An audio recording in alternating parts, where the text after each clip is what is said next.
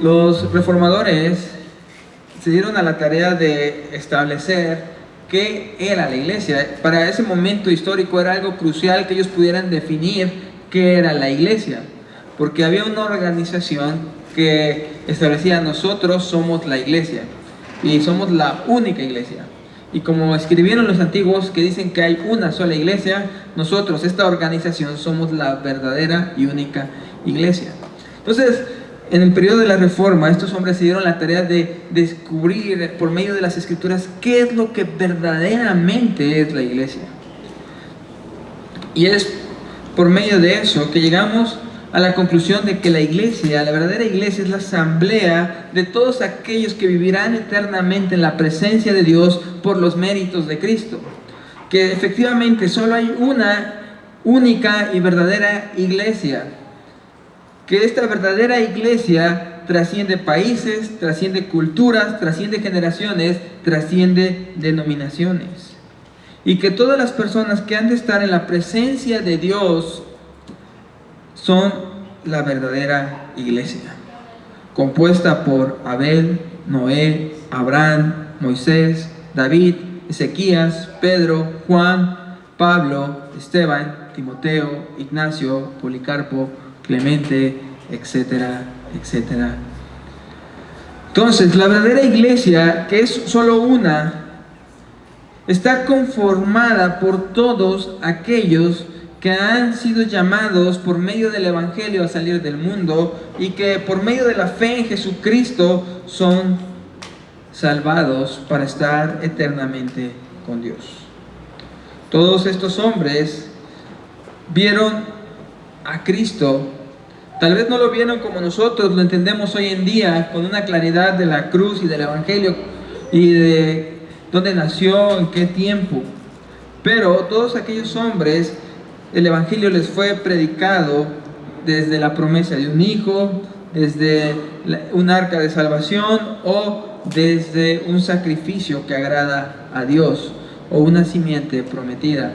Todos estos hombres han sido salvados y todos los hombres que han de ser salvados lo serán únicamente por la obra de Cristo. Entonces, esta verdadera iglesia que trasciende países, culturas, generaciones, denominaciones, se manifiesta en nuestros días por medio de lo que llamamos congregaciones locales. La verdadera iglesia se manifiesta en nuestro mundo por medio de las congregaciones locales. Estas comunidades. La Confesión de Westminster, los teólogos en Inglaterra decidieron reunirse para dar una definición de fe, de artículos de fe, una confesión de fe que pudiera dejar en claro lo que los cristianos creían. Y estos teólogos reunidos en Westminster dicen: la iglesia universal, que es invisible, se compone del número de los elegidos que han sido, son o serán reunidos bajo Cristo, la cabeza de la iglesia, y es la esposa, el cuerpo, la plenitud de aquel que lo llena todo en todo. Y esta es la forma en que ellos definieron a la iglesia, como el número de los elegidos que serán reunidos bajo Cristo, teniendo a Cristo como su cabeza. Y este número de elegidos, estos elegidos son la esposa, el cuerpo, la plenitud de aquel que lo llena todo en todo. Y también en su punto número 5 definieron: la iglesia católica o universal ha sido más visible en unos tiempos que en otros.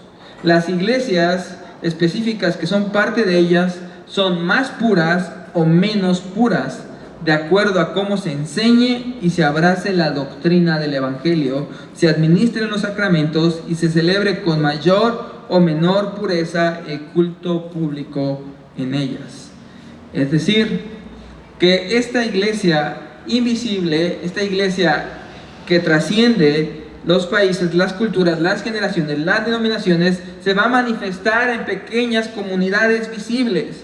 Y estas comunidades visibles, como la que ustedes están el día de hoy, son más o son menos puras. ¿Y qué es lo que va a determinar si esta comunidad es más o menos pura? Nos dice que va a ser cómo se abrace y se enseñe la doctrina del Evangelio, cómo se practiquen los sacramentos u ordenanzas y cómo se celebre con mayor o menor pureza el culto público en esta iglesia.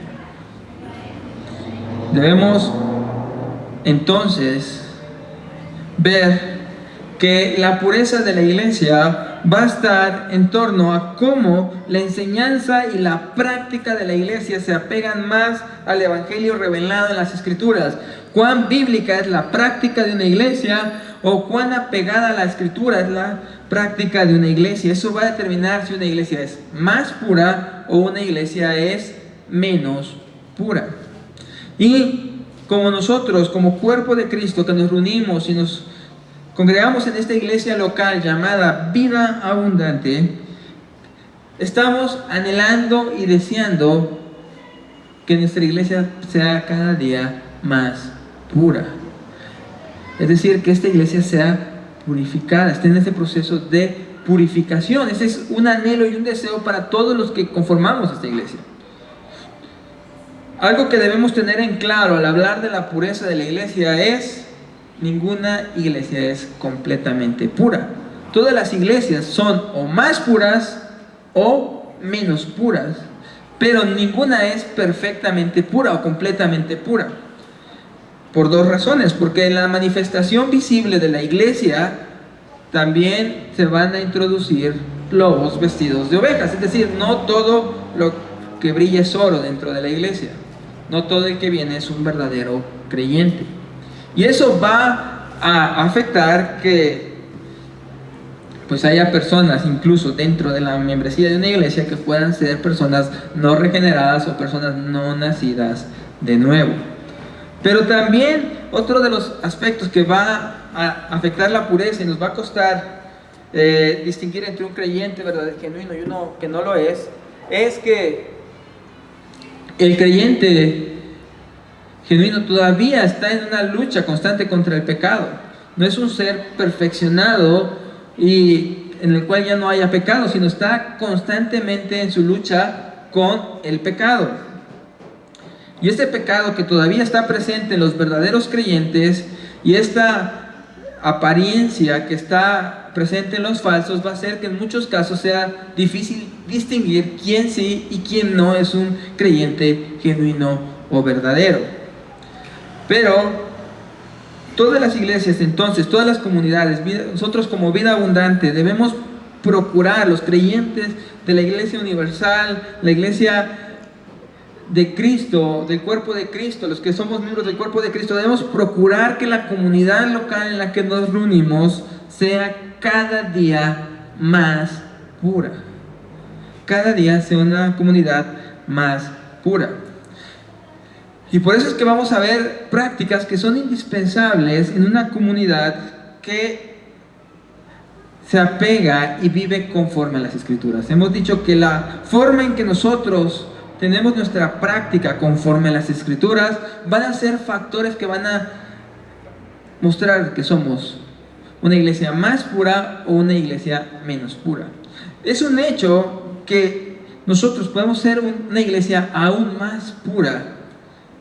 Toda iglesia puede ser aún más pura porque ninguna iglesia es perfecta. Todas las iglesias tienen esta facultad de ser cada día más puras. No hay una iglesia que diga: nosotros ya no necesitamos pasar por ser más puros. Todos necesitamos cada día volvernos una iglesia más bíblica. Y es en este hecho que vamos a partir de cuáles son las bases para definir una iglesia, cuáles son las bases de decir: yo soy parte de una iglesia. Porque si preguntáramos quiénes se congregan en Vida Abundante, esperaríamos que todos pudieran levantar las manos y decir: yo, ¿no? Porque dices, es obvio, es una pregunta muy obvia, estamos aquí, ¿no? Hemos venido acá, no hemos ido a otro lado. Pero ¿qué es lo que verdaderamente es ser parte de una iglesia? ¿Y qué es lo que verdaderamente implica congregarme en una iglesia? Y estos elementos presentes en esta iglesia van a determinar cuán pura es la iglesia. Entonces, ¿qué elementos son indispensables para el creyente dentro de su iglesia local?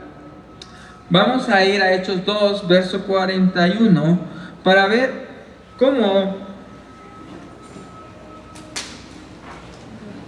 hay ciertas prácticas que están presentes desde los primeros días de la iglesia. Hechos 2, verso 41.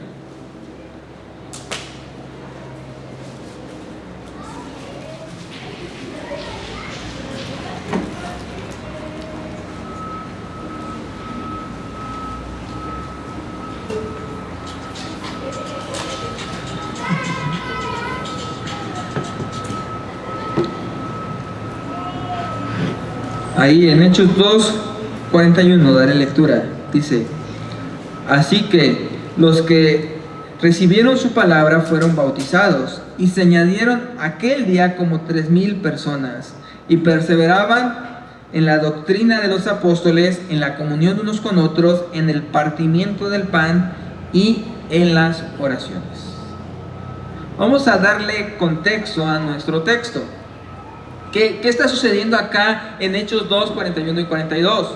Ustedes recordarán que después de la resurrección de nuestro Señor Jesucristo, Él empieza a dar enseñanzas a sus discípulos, empieza a darles una serie de instrucciones y enseñanzas, pero les dice que ellos estén unidos y permanezcan en Jerusalén hasta que un suceso se lleve a cabo, que es que llegue el Espíritu Santo sobre ellos, y entonces ellos sean capacitados por el Espíritu Santo para ser testigos en Jerusalén, en Judea, en Samaria y hasta lo último de la tierra. Entonces el Espíritu Santo vendrá, obrará en ellos para que ellos puedan ser estos testigos. Y el día de lo que nuestro Señor Jesucristo les había anunciado llegó en el Pentecostés. Ellos estaban reunidos, hay un estruendo muy fuerte, las personas empiezan a acercarse y ellos empiezan a hablar en otros idiomas, empiezan a hablar en las lenguas de las personas que estaban reunidas en Jerusalén. Porque para entonces, en la fiesta del Pentecostés, venían personas de muchas regiones a Jerusalén. Era una de las fiestas que congregaba personas de diferentes lugares. Y ellos empiezan a ver que estos hombres galileos empiezan a hablar en el idioma nativo de ellos, o en el idioma de la región de donde ellos provienen. Dice: ¿cómo ellos pueden hablar nuestro idioma? Y en ese momento también Pedro toma la voz y empieza a predicar el evangelio a estas personas. Les empieza a predicar el evangelio y les muestra cómo nuestro Señor Jesucristo es el hombre elegido por Dios para traer salvación, cómo nuestro Señor Jesucristo murió, fue entregado, crucificado y resucitó, y que Él es la esperanza de salvación para ellos. Muchos son movidos en su corazón y se preguntan: ¿qué debo de hacer? A lo que Pedro les dice: arrepiéntanse y bautícense cada uno en el nombre de nuestro Señor Jesucristo. Nuestro texto de hoy es lo que sucede después de que los que en su corazón fueron tocados por la palabra y respondieron bautizándose, que nos dice qué sucede después con ellos, qué sucede con los creyentes después de que vienen al evangelio.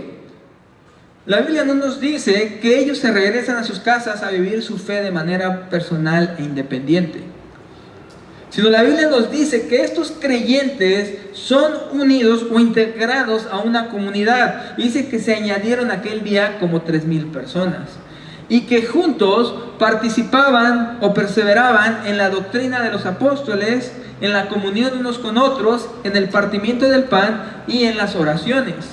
Es decir, estos nuevos creyentes, estas personas que son fruto de la predicación del evangelio, son añadidos a una comunidad donde participan de la enseñanza de los apóstoles, donde participan de una comunión unos con otros, donde participan del partimiento del pan y donde participan de las oraciones. Es decir, no son llevados a vivir una fe de manera independiente, son llevados a vivir en comunidad. Son llevados a vivir en comunidad. Y en esta comunidad ellos Deben recibir doctrina apostólica, deben estar en comunión unos con otros, deben participar en el partimiento del pan y deben estar juntos orando. Ellos no viven su fe de una manera aislada, sino viven su fe en una comunidad. Entonces, ¿qué doctrina tomamos de nuestro texto? Una iglesia más pura es aquella donde sus miembros participan de la doctrina, tienen comunión unos con otros, se practican los sacramentos y la oración de forma comunitaria. Vuelvo a repetir la enseñanza. Una iglesia más pura es aquella donde sus miembros participan de la doctrina, tienen comunión unos con otros, practican los sacramentos y la oración de forma comunitaria. Entonces, aquí encontramos una serie de elementos que van a marcar cuán pura es una iglesia y qué es ser verdaderamente parte de una iglesia. Porque para muchos ser parte de una iglesia es decir, he ido como 3 o 4 reuniones a esa iglesia, ya debo de ser parte. Pero nos va a decir la Biblia que ser parte de una iglesia es ¿qué? Participar, tener una doctrina en común, participar de una enseñanza en común, participar de una oración en común, participar de los sacramentos en común, participar de la comunión unos con otros. Eso es ser verdaderamente parte de una iglesia. Eso es verdaderamente congregarte en una iglesia, no únicamente asistir. Y una iglesia, para ser más pura, debe buscar que sus miembros se comprometan a orar juntos, que se comprometan a participar de la doctrina juntos, que se comprometan a participar de los sacramentos y la comunión unos con otros. Es algo que como iglesia todos debemos de procurar y todos debemos de buscar. Si somos miembros de esta comunidad local, todos deberíamos estar buscando esto y animando a nuestros hermanos a ser parte de esto mismo. Decir, ven, oremos juntos, oremos en comunidad como iglesia, porque eso es indispensable para nuestra fe. Ven, oremos juntos, ven, vamos a participar de la cena del Señor como un cuerpo juntos, vamos a participar de la enseñanza juntos, vamos a participar de la comunión unos con otros.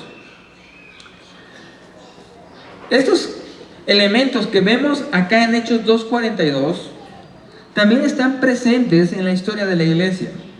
Alrededor del año 150 después de nuestro Señor Jesucristo, estamos hablando que el último de los apóstoles murió alrededor del año 90, mediados de los años 90. Estamos hablando que han pasado una etapa donde hay alrededor de unos 60 años donde ya no hay apóstoles en la iglesia. Están aquellos que heredaron la enseñanza a partir de los apóstoles, pero ya no hay un apóstol presente. Y en ese tiempo también empiezan a acusar a los cristianos de una serie de prácticas.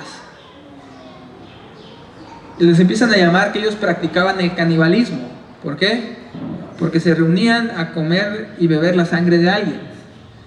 Les empiezan a decir que los cristianos practicaban el incesto, porque el esposo le llamaba hermana a la esposa y la esposa le llamaba hermano al esposo. Empiezan a generarse una serie de todo este tipo de rumores. Les empiezan a llamar ateos a los cristianos porque no adoraban a los dioses romanos. Ellos eran denominados como los ateos.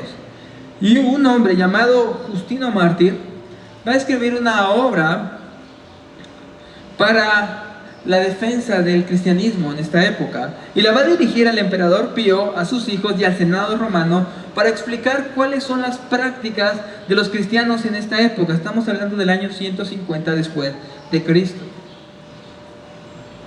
Y va a decir: pero nosotros, después de haber bautizado al que confesó su fe y aceptó la doctrina, los llevamos donde están reunidos los que se llaman hermanos, con el fin de hacer oraciones comunes por nosotros mismos, por aquel que acaba de ser iluminado y por todos los otros esparcidos en todo el mundo, con todo fervor, para que, habiendo logrado el conocimiento de la verdad, seamos también enriquecidos con la gracia de que, llevando por nuestras obras una vida recta, vengamos a ser cumplidores de los preceptos ordenados. Entonces dice, cuando alguien acaba de ser bautizado, Él era añadido a una comunidad donde todos se llamaban hermanos y participaban ¿de qué? De oraciones en conjunto, dice. Aquel que era bautizado era añadido a esta comunidad donde todos se llaman hermanos y hacíamos oraciones en conjunto.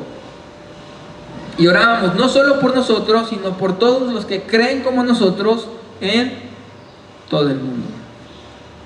Y después nos va a narrar una parte de cómo es el culto de esta época. Dice, después de la primera instrucción, siempre hacemos conmemoración de estas cosas, y los que tenemos, socorremos a los necesitados, y siempre estamos unidos los unos con los otros. Y en todas las ofrendas alabamos al Creador de todas las cosas por su Hijo Jesucristo y por el Espíritu Santo.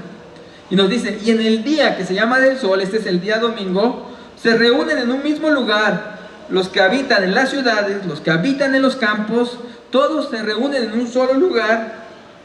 Y nos dice que ahí se da lectura pública de las Escrituras. Dice, se leen en cuanto el tiempo lo permite las memorias de los apóstoles o los escritos de los profetas. Cuando ha terminado esta lectura pública, dice, el que preside toma la palabra y empieza a amonestar y exhortar a que se imiten las cosas que acaban de leerse. Seguidamente nos levantamos todos y elevamos nuestras oraciones. Como ya hemos dicho, en cuanto dejamos de orar, se trae el pan, el vino y el agua, y el que preside hace con todas sus fuerzas oraciones y las acciones de gracia, y el pueblo declara amén. Luego viene la distribución, y participan de los dones sobre los cuales han recaído las acciones de gracias. Esto se hace por manos de unos hombres llamados diáconos.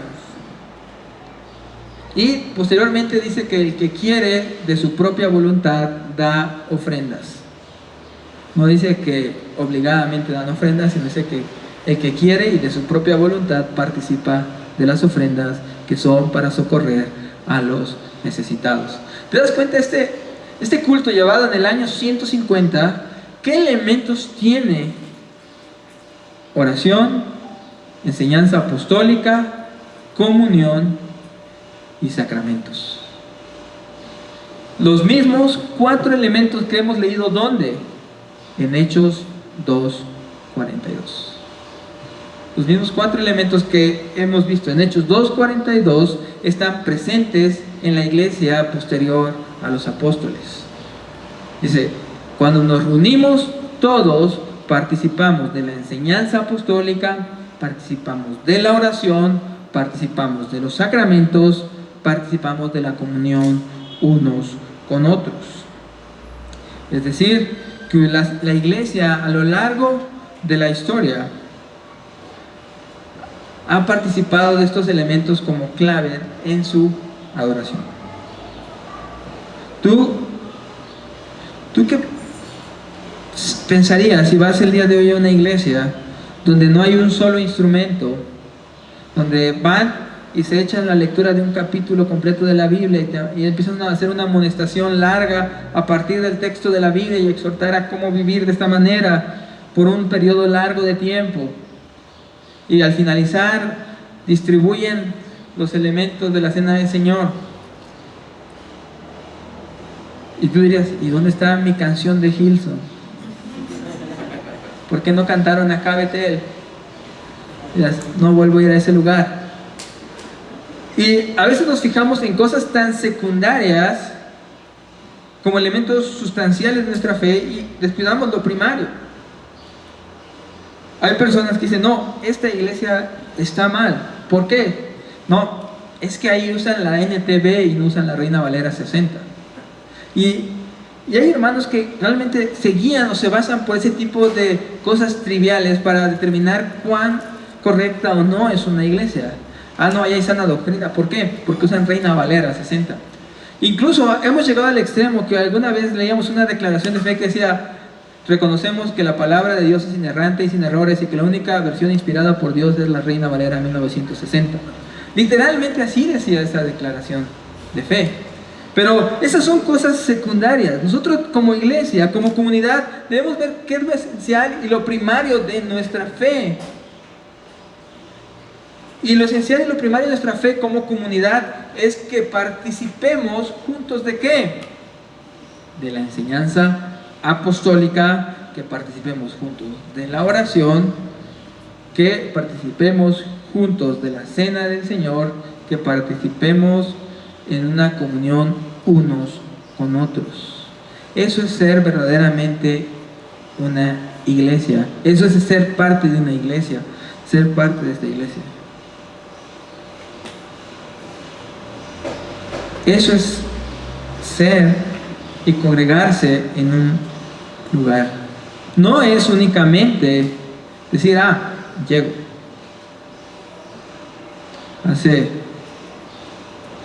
Hace algún tiempo teníamos un hermano que decía, soy parte de Vida Abundante, pero llegaba 5 minutos antes del final, ahí estaba, todos los días, y tuvimos que en ese tiempo hablar con él porque, oye, tú solo estás llegando 5 minutos al final del servicio.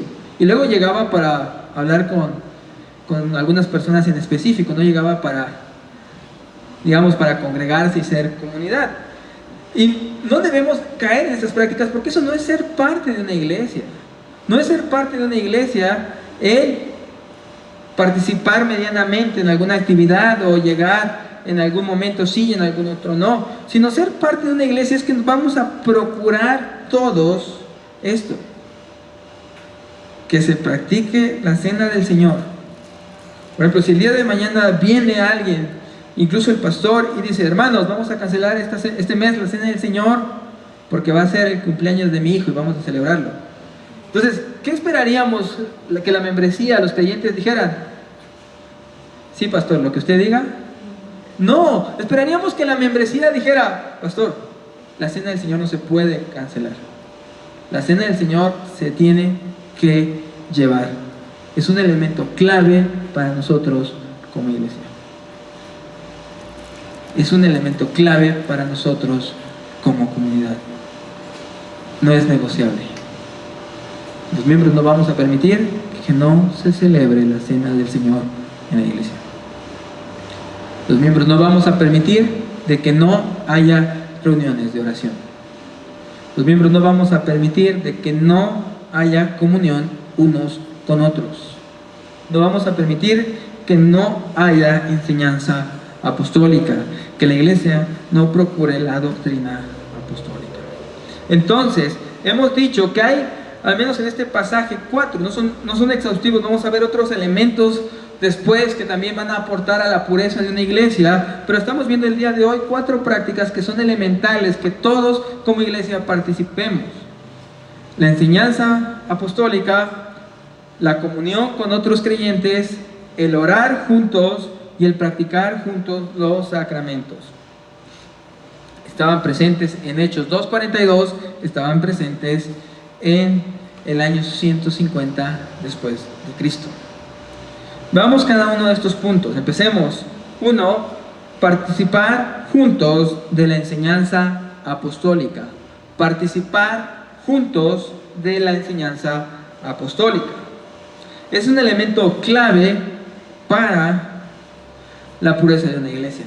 Es más, este es uno de los elementos esenciales de la iglesia.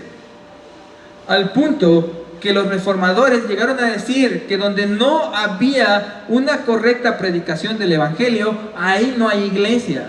Ahí lo que hay es una sinagoga de Satanás. No únicamente este elemento no fue únicamente elegido para determinar la pureza, sino también elegido para determinar si ahí había una iglesia o no había iglesia. Si había una enseñanza apostólica correcta, ahí hay una iglesia. Si se predica fielmente el evangelio, ahí hay una iglesia. Si esto no está ahí, decían los reformadores, esa es una sinagoga de Satanás. Esa es una sinagoga de Satanás. ¿Por qué?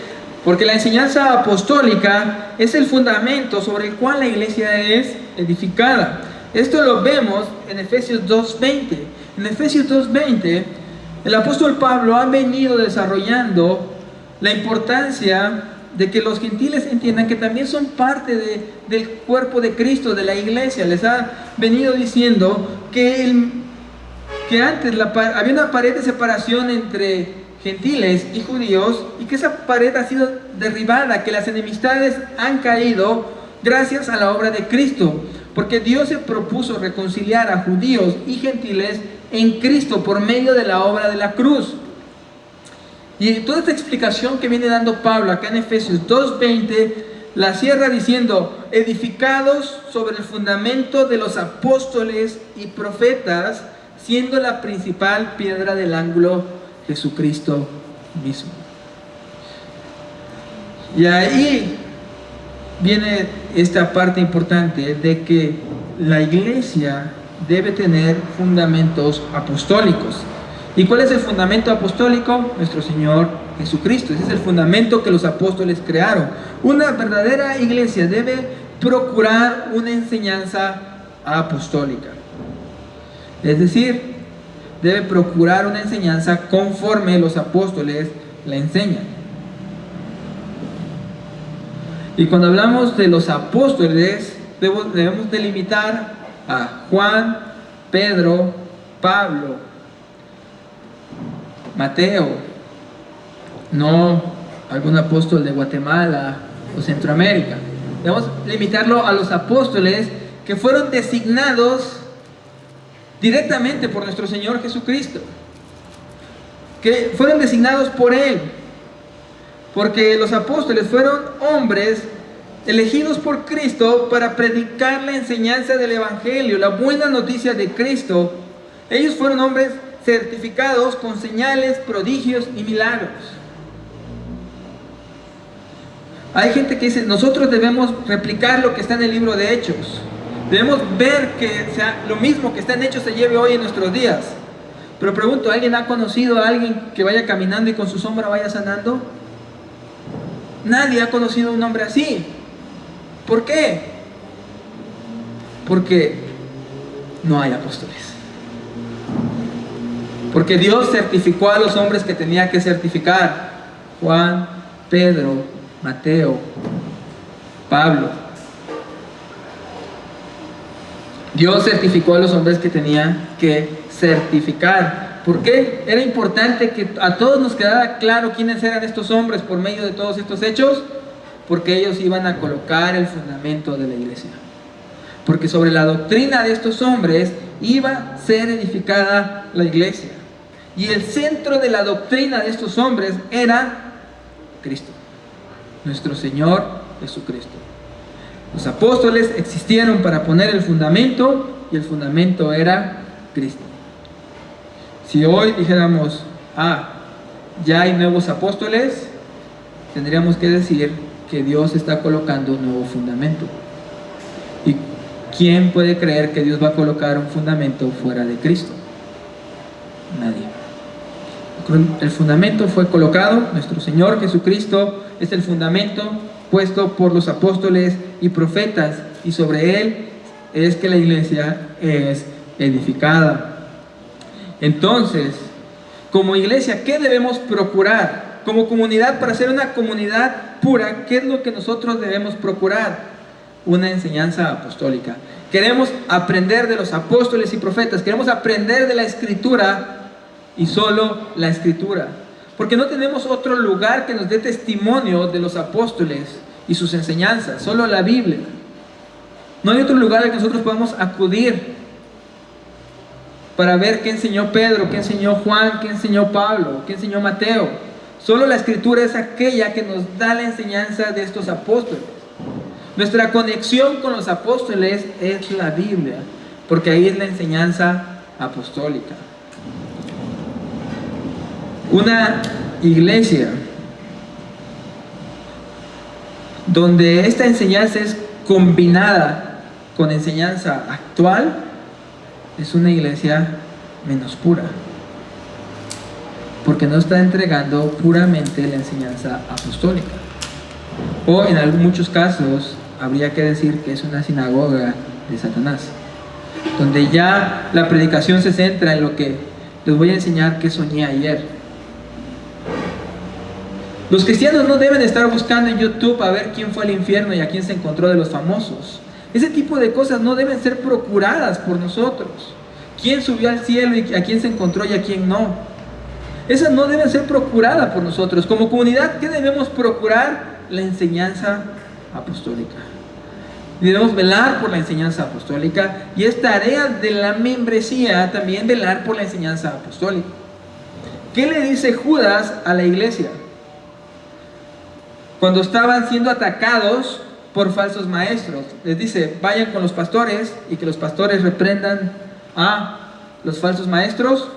Dice, no, dice a todos los creyentes, les dice: contiendan ardientemente por su fe. Luchen ardientemente por la fe que le ha sido dada en Cristo. Una verdadera iglesia procura una enseñanza bíblica.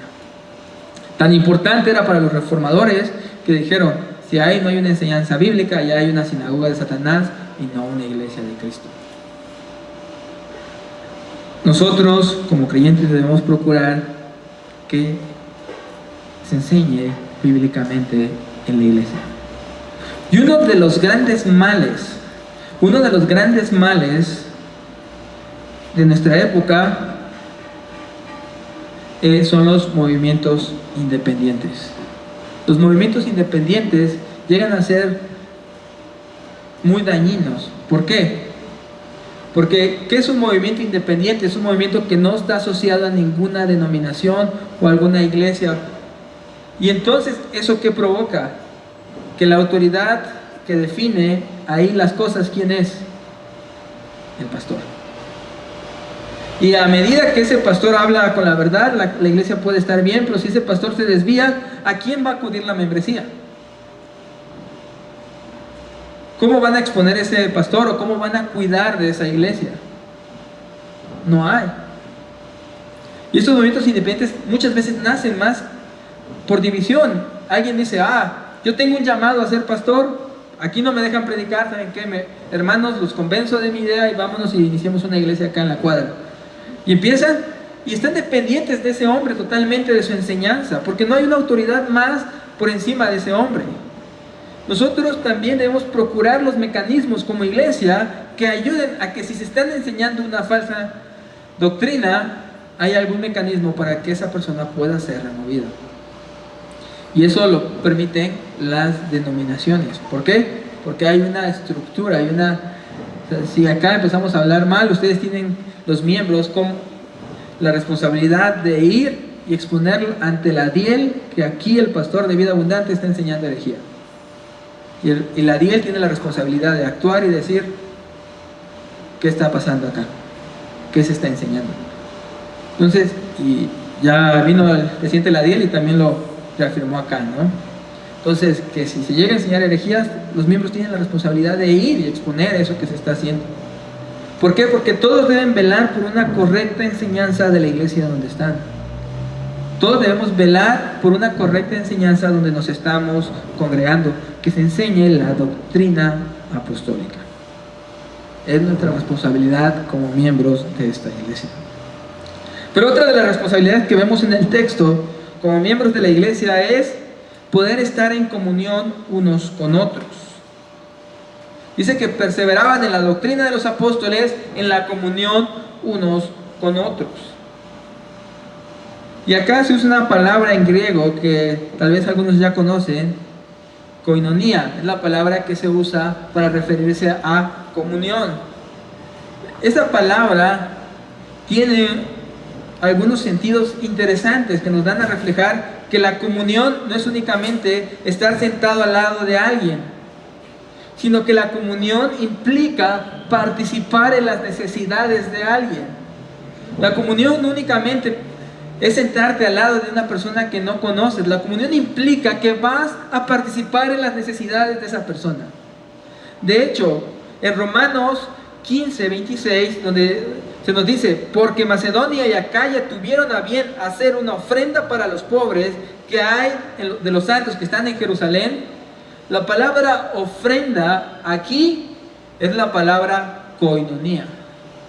Es decir, tuvieron a bien participar en compañerismo con los pobres. Es decir, se preocuparon por la necesidad de los hermanos que estaban en pobreza en Jerusalén. Entonces, que la palabra comunión y estar en comunión con mis hermanos no únicamente implica venir y sentarse, implica que yo voy a participar en la necesidad de mi hermano. Que si veo a mi hermano sufriendo y digo que Dios te bendiga, no hay comunión, sino que debo participar en su necesidad. Y la pregunta, ¿cómo vas a participar en la necesidad de las personas que no conoces? Entonces, ser parte de una iglesia es participar en las necesidades de mis hermanos. Es no ser ajeno a la necesidad que mi hermano tiene.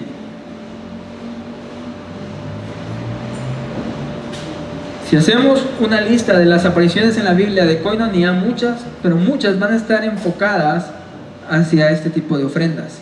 Alguien que da para la necesidad de otro. Alguien que participa en el sufrimiento de otro. Eso es tener comunión los unos con los otros. Participar en el sufrimiento de mi hermano. Participar en el dolor de mi hermano. Participar juntos de esto es tener una verdadera comunión. Otro sentido de esta palabra koinonía también tiene que ver con caminar juntos. Es el hecho de caminar juntos. El decir, este es alguien igual a nosotros.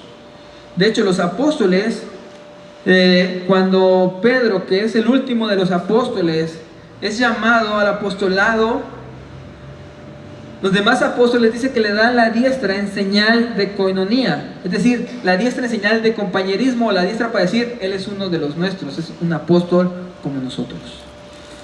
Los reconocieron como tal, es decir, caminaban juntos, iban juntos en esto.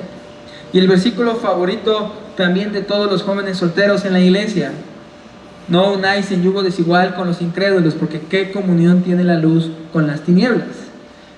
¿Qué koinonía tiene la luz con las tinieblas?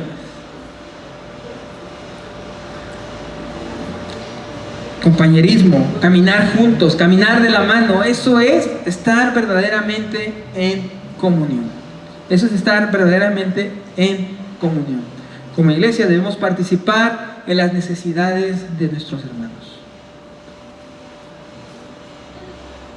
Nadie debe en la iglesia irse a dormir con el estómago vacío y otro hermano teniendo. Eso es inaceptable en una congregación. Debemos todos participar en la necesidad de mi hermano.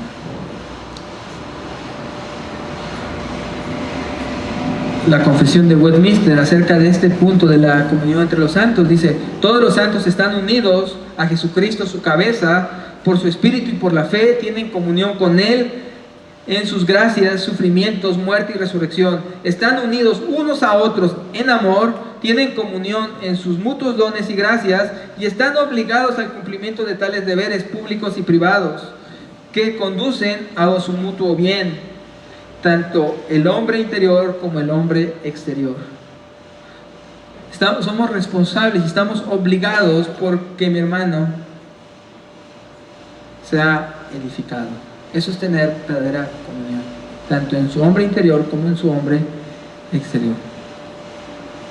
Eso es ser parte de una iglesia. Entonces dice: los santos por profesión, dijeron los teólogos de Westminster, están obligados a mantener una comunión y un compañerismo santos en adoración a Dios y realizar los otros servicios espirituales que promueven su edificación mutua y socorrerse los unos a los otros en las cosas externas de acuerdo a sus diferentes habilidades y necesidades. No dice que para los santos en la iglesia es opcional participar en las necesidades de su hermano. Dice, está obligado a ver por las necesidades de su hermano. Decían los teólogos de Westminster acerca de la comunión de los santos. Participar de una iglesia, ser miembro de una iglesia, ser parte de una iglesia es participar unos a otros de las necesidades mutuas, tanto exteriores como internas. Entonces, una iglesia que procura la pureza es una iglesia que procura que entre sus miembros velen unos por otros. Entre sus miembros velen unos por otros. Un tercer punto es el orar juntos. El tercer punto es orar juntos. Dice que participaban ¿en qué? ¿En qué perseveraban? Ya vimos doctrina de los apóstoles, en el partimiento, en la comunión unos con otros, en el partimiento del pan y en la oración. Entonces el orar juntos era parte de esta primera comunidad y era parte de la comunidad también que ya vimos de Justino Mártir. Oraban juntos. Y esta es otra característica que debe ser en toda iglesia que anhela ser una iglesia pura. Una iglesia más pura debe procurar que sus miembros oren juntos. ¿Qué hicieron los cristianos cuando fueron amenazados para que no predicaran el evangelio?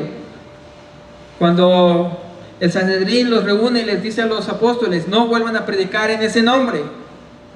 ¿Qué hacen ellos? Se reúnen y empiezan a orar juntos para que Dios les dé de nuevo y valor para predicar el evangelio, porque preferían obedecer a Dios y no al hombre. Entonces se reunieron y oraron. ¿Qué hicieron cuando estaban Pedro en la cárcel? ¿Qué hacían los demás creyentes? Estaban orando juntos. ¿Cómo vemos a la iglesia que se está plantando en Filipos, en Hechos 16:13, que tenían un lugar donde se reunían ¿a qué?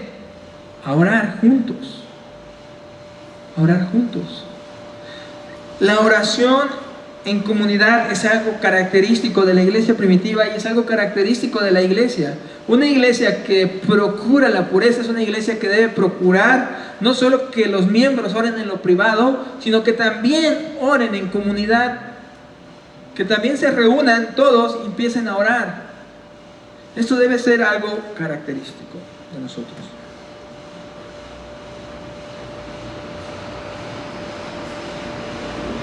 Una de las cosas que anhelamos como iglesia es que nos quitemos ese chip de que el tiempo de alabanza es un tiempo de un concierto y que sea un tiempo donde estamos orando a Dios y adorando juntos como iglesia a Dios por medio de los cantos. Eso es lo que procuramos como iglesia, que sea un tiempo donde todos como iglesia estamos orando y cantando a Dios a una sola voz, pero también que haya estos grupos de oración que permitan a cada uno orar. Cuando hay un grupo de oración en una iglesia no es como que ya van a abrir otra actividad, es como necesitamos orar juntos. Necesitamos orar juntos como iglesia. Eso es ser parte de una iglesia. Orar con tus hermanos. Reunirnos como congregación a orar es parte de ser una iglesia. Y el cuarto punto con el que vamos a finalizar el día de hoy es la participación de los sacramentos juntos. La palabra sacramentos hace referencia a misterio. Es una palabra que hace una referencia a misterio. ¿Y por qué usan esa palabra misterión del griego para referirse a sacramentos? Aunque en latín el sentido es un instrumento para santificar, digamos que es tomada de mysterium en griego, donde se refiere a un misterio. Y eso es porque los sacramentos tienen un elemento físico, pero un elemento también espiritual que edifica nuestra fe. Y la iglesia históricamente ha reconocido dos: el bautismo y la cena del Señor. El bautismo y la cena del Señor son reconocidos como los únicos dos sacramentos por la iglesia cristiana. Los teólogos de Westminster dicen: los sacramentos son señales y sellos santos del pacto de gracia instituidos directamente por Dios para representar a Cristo y sus beneficios y para confirmar nuestra participación en Cristo. Este es el propósito de un sacramento. Es un elemento que combina algo físico con nuestra fe, mostrándonos algo que es relevante para nuestra fe por medio de eso físico. La regeneración por medio del bautismo y también el sacrificio de Cristo y la participación de su carne y de su sangre por medio de la cena del Señor. Esto no se trata de que el pan y el vino se conviertan en carne y sangre real. Eso no es así, sino que cuando nosotros en fe genuina participamos de estos elementos, somos edificados, porque hay algo que se está anunciando por medio de estos elementos. Por eso es que para todo creyente verdadero debe ser importantísimo participar de la cena del Señor. Para todo creyente verdadero debe ser muy importante participar en la cena del Señor, no un elemento secundario. Increíblemente, y digo increíblemente, hay personas dentro de las iglesias que pueden llevar años sin participar en la cena del Señor. Eso es algo asombroso a partir de la luz de las Escrituras. ¿Cómo un creyente genuino no puede participar de esto? ¿Cómo lleva años sin participar de esto? Todo creyente verdadero debe procurar esto. Debe procurar participar del pan y del vino. Debe procurar que en su iglesia se practiquen estos elementos. Porque no los instituyó una denominación, los instituyó nuestro Señor Jesucristo. Él fue el que ordenó que las personas que creyeran fueran bautizadas y que los creyentes participaran constantemente de la cena del Señor. Muy diferente a la enseñanza católica, que sí ve estos sacramentos como elementos de santificación. Pero no solo esto, sino que ellos tienen una lista ampliada a 7. Ellos ven tanto el bautismo como la Eucaristía, la confirmación, ven el matrimonio, la ordenanza sacerdotal, la extrema unción y la penitencia como 7 sacramentos diferentes. La Biblia solo nos habla de 2 ordenanzas dadas por nuestro Señor Jesucristo y que son los que los cristianos evangélicos reformados siempre han apelado como los únicos instituidos por Cristo. Porque cuando participamos del bautismo y participamos de la cena del Señor, nuestra fe es edificada.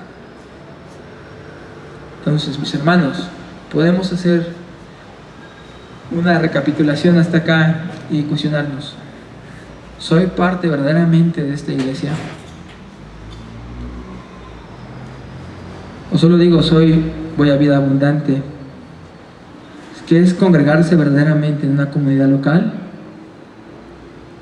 Participar juntos de la enseñanza, estar orando juntos, tener comunión los unos con los otros, participar de la cena del Señor juntos como una comunidad. Todos deberíamos anhelar y procurar estas cosas cuando entendemos lo que es verdaderamente ser una iglesia.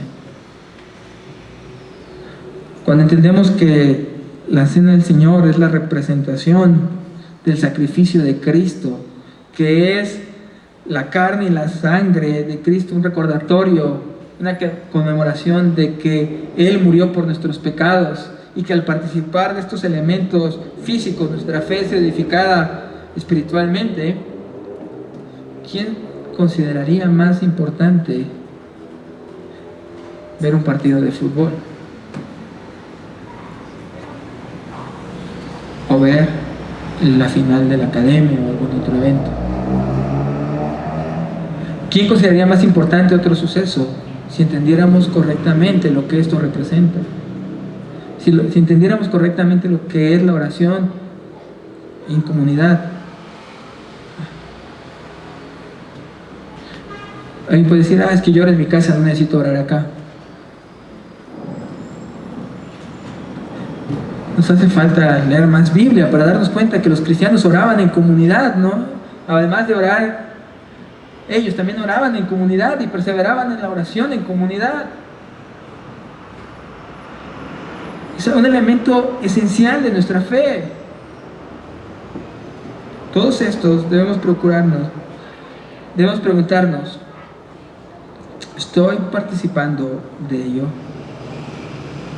¿Estoy yendo a una comunidad local donde estoy participando de una enseñanza bíblica, donde estoy participando en la cena del Señor, donde estoy participando de oración y donde estoy participando de una comunión entre hermanos, donde otros se preocupan por mi necesidad y yo me preocupo por la necesidad de otros?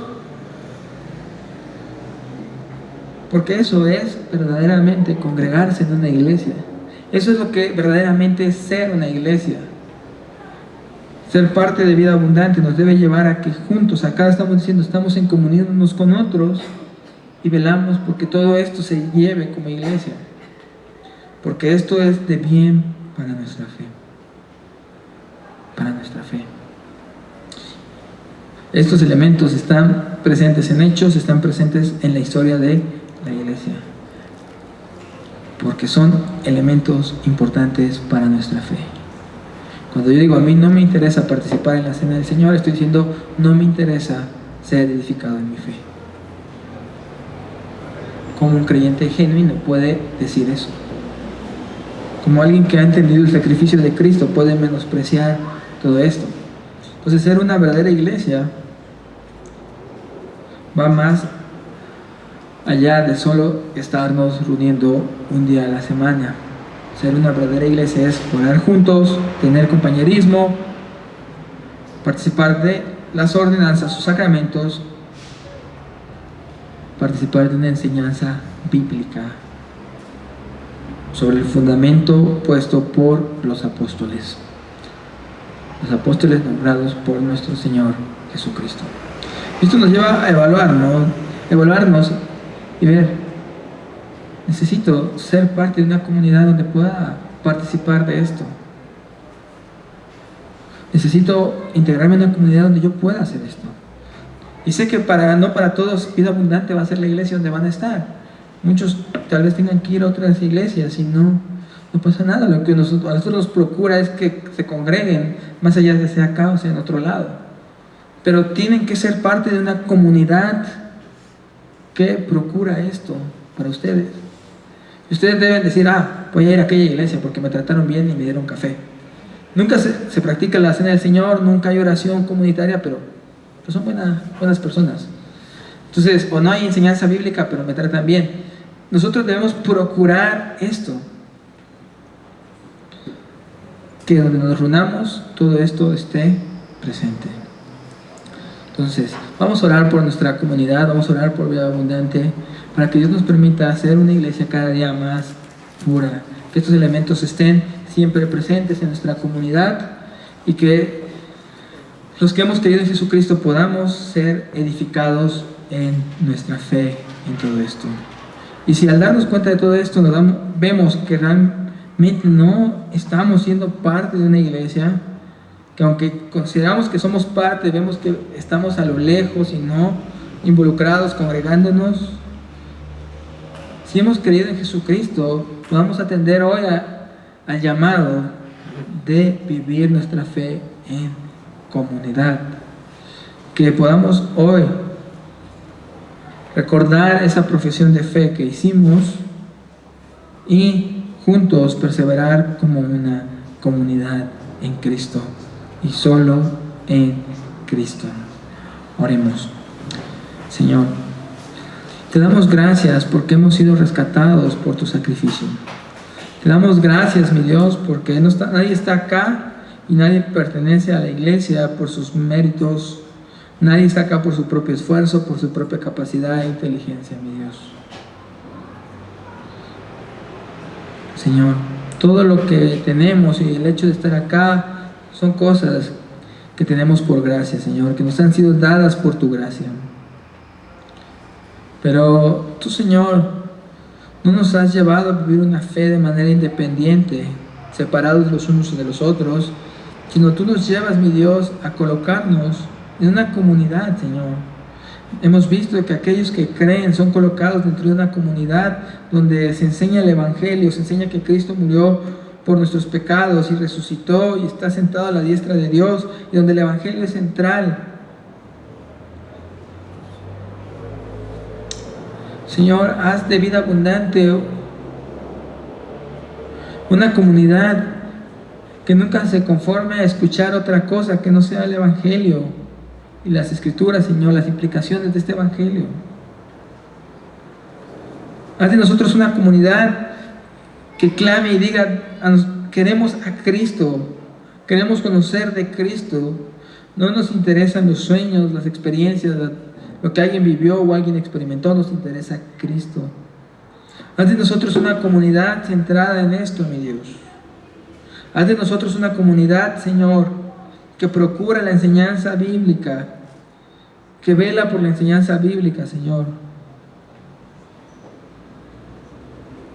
Una comunidad donde cada uno de los miembros, mi Dios, ve que no se enseñan herejías, que no se enseñan falsas doctrinas, mi Dios, dentro de esta comunidad, porque este es el cuerpo al que pertenece.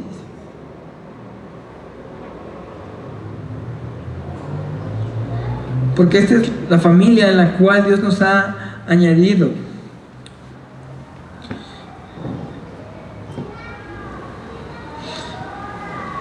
¿Quién en lo terrenal permitiría que otros destruyeran su familia? ¿Quién no defendería a los suyos? Señor, así que no dejes que nuestros oídos sean endulzados por las falsas enseñanzas, sino manténnos firmes en Cristo. Señor, manténnos firmes en Cristo y viendo a Cristo y solo a Cristo. Manténnos firmes como una comunidad que está orando unos por otros y que se reúnen a orar juntos, mi Dios. Haznos una comunidad que ora y clama a ti. Señor, que no veamos en la oración una carga, sino que veamos en la oración, Señor, el ser una iglesia que nos están orando unos por otros. Nos estamos orando juntos como comunidad, mi Dios. Señor, que sea una comunidad vida abundante donde se destaque por su compañerismo, donde el que está sentado a mi lado no es un desconocido, sino es mi hermano, donde conozco su necesidad, donde conozco su lucha, su problema, y oro por él y velo por él, Dios. Haznos este sentir, mi Dios. Humanamente no nace en nosotros el preocuparnos por otras personas más que por nosotros mismos. Humanamente, Señor, solo queremos ver por nuestra necesidad. Pero haz tú, Señor, por tu Espíritu, que nosotros podamos ver la necesidad de nuestro hermano más que la nuestra. Y podamos participar de ello, Señor. Que podamos caminar juntos. Amado Dios, anhelamos ser parte de una iglesia que procura la pureza. Llévanos, Señor, a tener un correcto entendimiento de las ordenanzas que nuestro Señor Jesucristo dio. Llévanos a ver en la Biblia lo que representan y la importancia que tienen para nuestra fe, mi Dios. Oh, mi Dios, tú no has dicho que el que quiere participe del bautismo y de la cena del Señor, sino tú lo has dado como una orden, una instrucción para tu pueblo, donde todo creyente genuino debe hacerlo.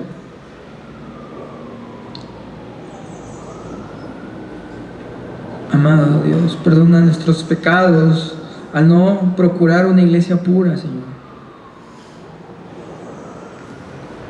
Y llévanos a vivir en comunidad de esta forma, mi Dios. En la esperanza que tenemos en Cristo, que seamos una comunidad, Señor, donde cada una de estas cosas, Señor, son parte de nosotros. Donde velamos porque se realicen, donde velamos porque todo esto se lleve a cabo, mi Dios. Donde todos estos son elementos esenciales de nuestra fe. Oh, mi Dios, cuán fácil es ver lo secundario. Cuán fácil es perdernos en las cosas vanas, Dios, y no ver lo importante de ser una congregación cristiana. una comunidad de fe. Señor, obra en el corazón de cada uno de nosotros, Dios, para que tu evangelio sea predicado con palabras y acciones en esta iglesia, mi Dios, para que Cristo sea dado a conocer a cada uno de los que vienen acá, Dios. Te lo rogamos en